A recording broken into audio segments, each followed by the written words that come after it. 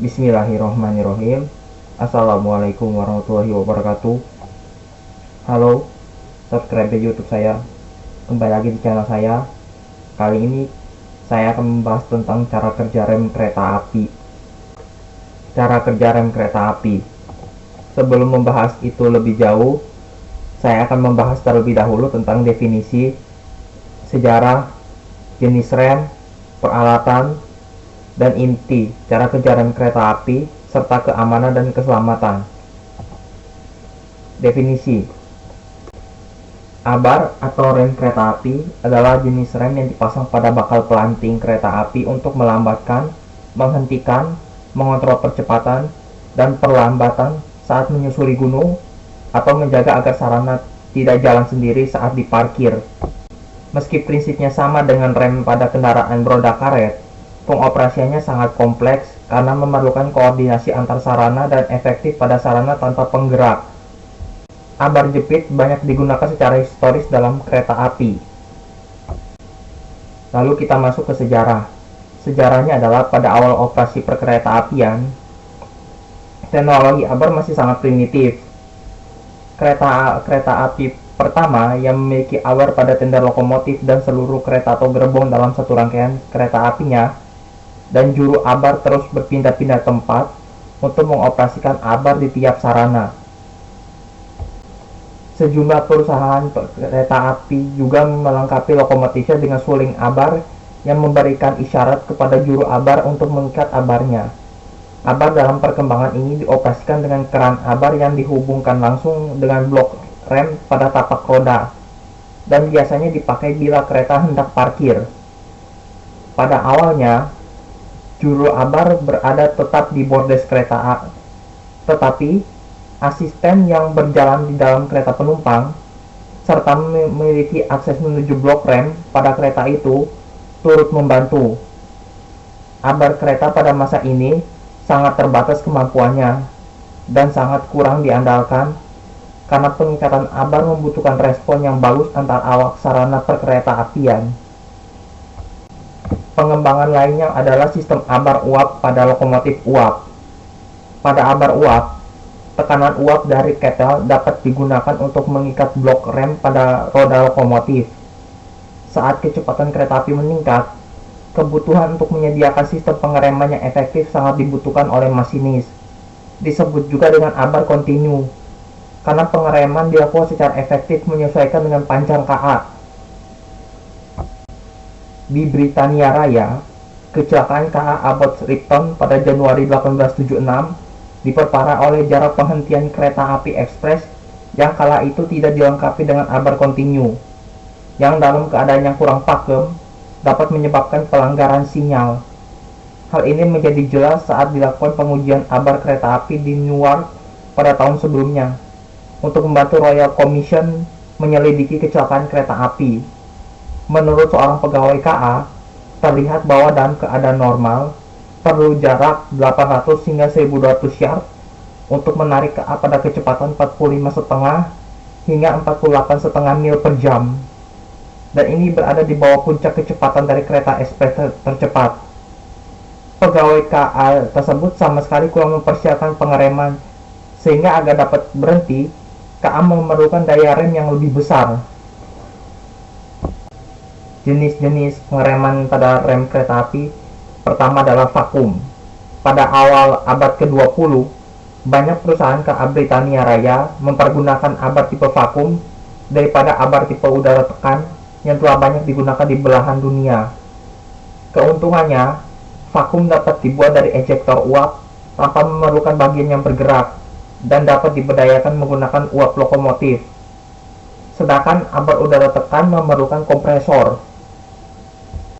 Akan tetapi, abar udara dapat lebih efektif daripada abar vakum bergantung pada ukuran silinder abarnya.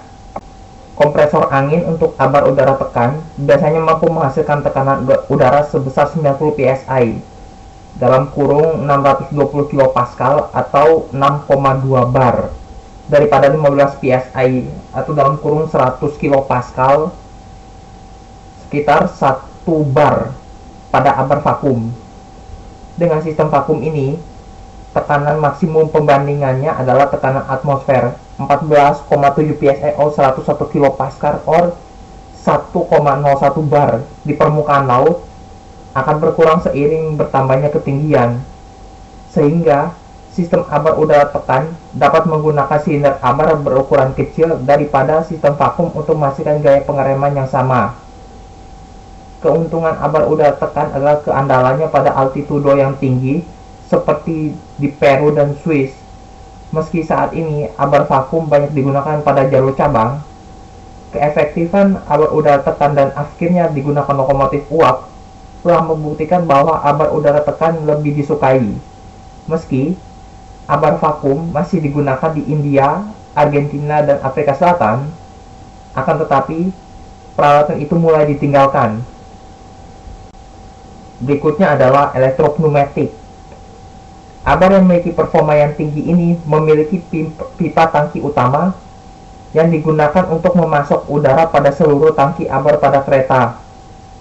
Dengan kartu prem yang dikendalikan secara elektrik dengan rangkaian kontrol 3 kabel, hal ini menyediakan tingkat pengereman dari 4 hingga 7 bergantung pada kelas keretanya.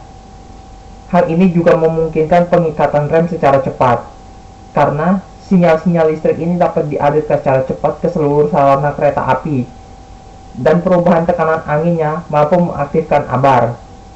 Sementara pada sistem konvensional dapat memerlukan waktu beberapa detik atau puluhan detik agar dapat mengikat sempurna sampai kereta paling belakang. Sistem ini tidak digunakan dalam keabaran karena biayanya yang mahal. Lalu berikutnya adalah ECP atau Electronically Controlled Pneumatic. Abar ECP dikembangkan pada akhir abad ke-20 untuk menjawab tantangan kebutuhan keabaran yang sangat panjang dan berat, dan merupakan pengembangan dari abar elektropneumatik dengan tambahan kontrol. Tambahannya, informasi terkait operasi abar di tiap kereta atau gerbong akan ditampilkan di meja pelayanan masinis. Dengan abar ECP, rangkaian daya dan kontrolnya dipasang di seluruh rangkaian kereta mulai depan hingga belakang. Sinyal kontrol elektrik akan dibangkitkan secara cepat dan efektif, tidak seperti alat udara tekan yang memerlukan waktu karena adanya resistensi aliran udara pada pipa, sehingga abar di seluruh rangkaian dapat diikat secara serentak atau dari belakang ke depan daripada dari depan ke belakang. Hal ini mencegah agar gerbong yang di belakang tidak menyundul gerbong di depannya, serta mampu mengurangi jarak penghentian dan keausan komponen. Ada 2 merek abar ECP di Amerika Utara, satunya diproduksi oleh New York Air Brake dan lainnya Wabtec. Kedua-duanya dapat saling ditukar.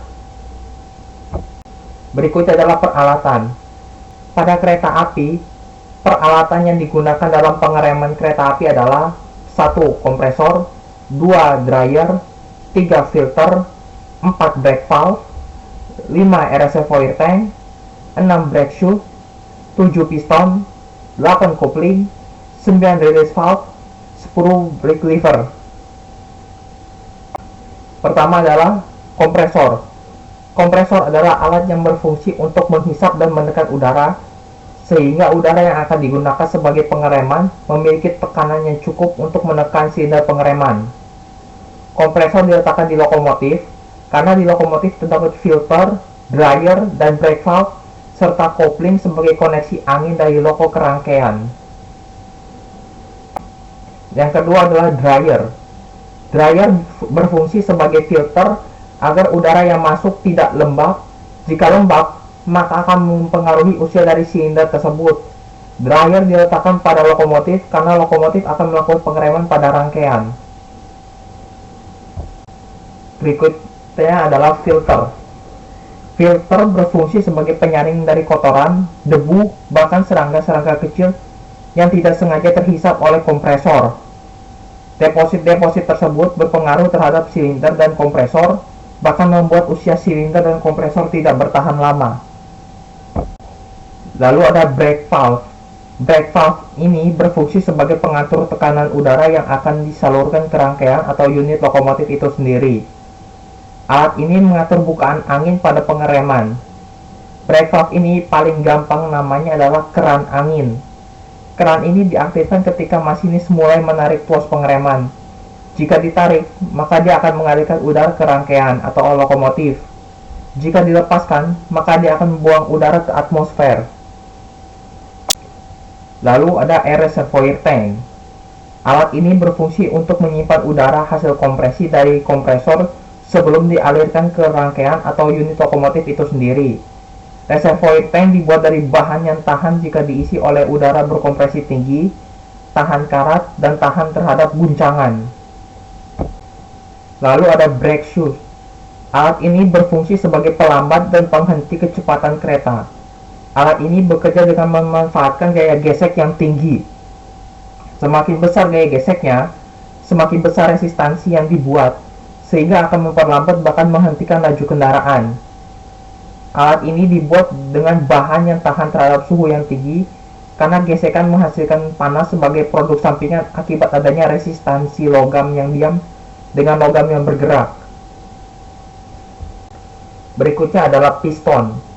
Alat ini berfungsi sebagai perubah gaya tekan menjadi gaya mekanis. Gaya tekan dari udara terkompresi akan dirubah menjadi mekanis, yaitu gerakan linear. Piston mentransfer tekanan menjadi gerakan mekanis dan menekan brake shoe sehingga akan menghasilkan pengereman. Berikutnya adalah coupling. Alat ini berfungsi sebagai pengoneksi sambungan angin sehingga bisa disambung putuskan dengan cepat. Alat ini akan otomatis terputus jika gaya tarik yang diberikan pada kopling melebihi dari gaya tarik aman, sehingga udara bertekanan 1 atmosfer akan masuk ke piston rangkaian dan otomatis akan melakukan pengereman, karena tekanan di dalam rangkaian akan menyamai dengan tekanan atmosfer.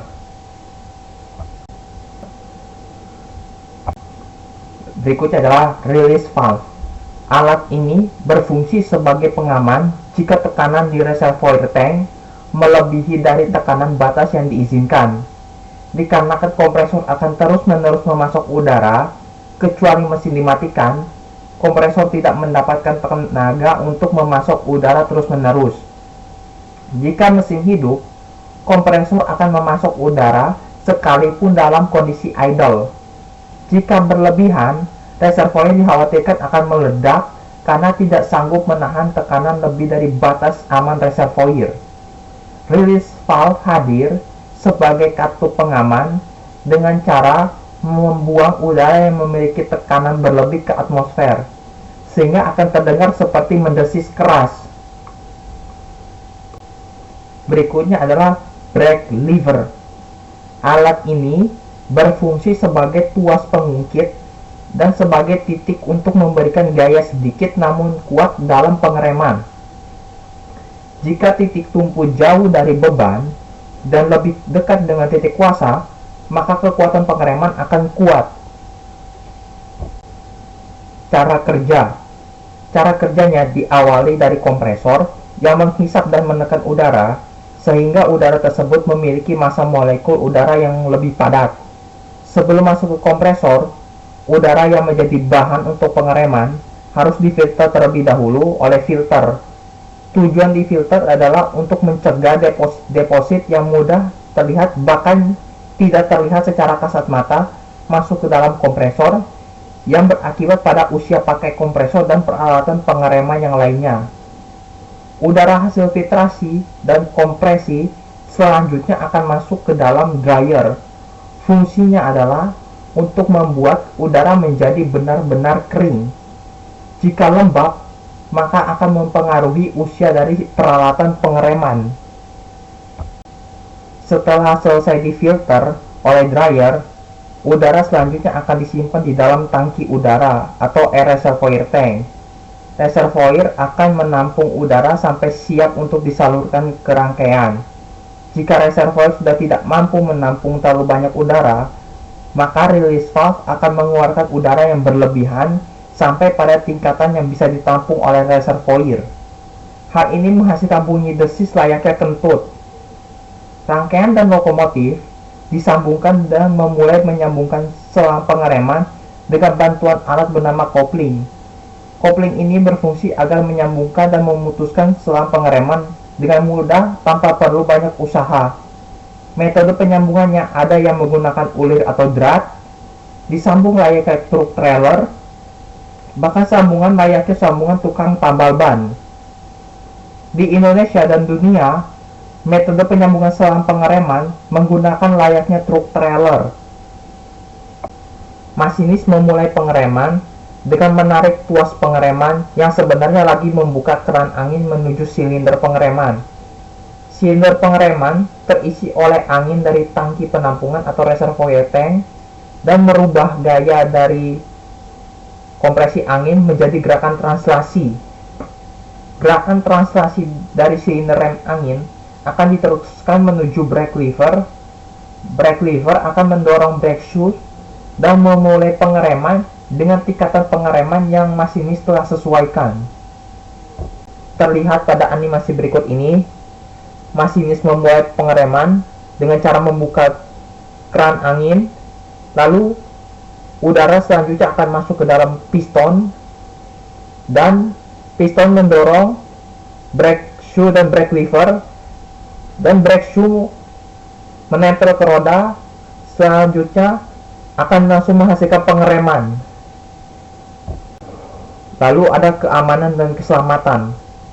Perangkat pengereman berfungsi untuk menjamin keamanan dan keselamatan perjalanan kereta api. Perangkat ini menjadi wajib ada di seluruh kendaraan, tak terkecuali kereta api. Dikarenakan kereta api tidak bisa mengerem secara mendadak, maka dilarang menerobos perlintasan KA meskipun kereta masih jauh. Karena selain membahayakan, tindakan tersebut juga merupakan tindakan yang berujung kepada pidana atau denda akibat masih nekat menerobos perlintasan. Kereta api tidak bisa mengerem mendadak karena beberapa alasan. Pertama, rem kereta tidak didesain untuk mengerem secara mendadak. Kedua, karena kereta membawa rangkaian, maka beban rangkaian berfungsi layaknya roda gila atau flywheel, yang dimana setelah masinis tidak memberi tenaga untuk menggerakkan rangkaian, maka selama belum berhenti, rangkaian masih berjalan karena menyimpan energi dalam bentuk kinetik berupa percepatan. Jarak pengereman kereta diambil standar internasional adalah 1 mil, 1,6 km.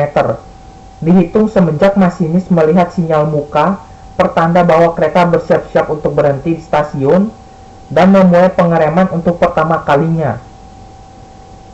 Dan yang terakhir, faktor geografis jalan kereta juga merupakan faktor di mana kereta tidak bisa mengerem mendadak. Sekian dari video ini. Terima kasih yang telah menonton video ini. Mohon maaf apabila hasilnya tidak memuaskan, banyak kesalahan dan lain-lain. Bila Anda adalah pihak dari KAI bagian engineering yang lebih memahami dan mempunyai ilmu di balik pengereman kereta api, silakan beritahu di kolom komentar.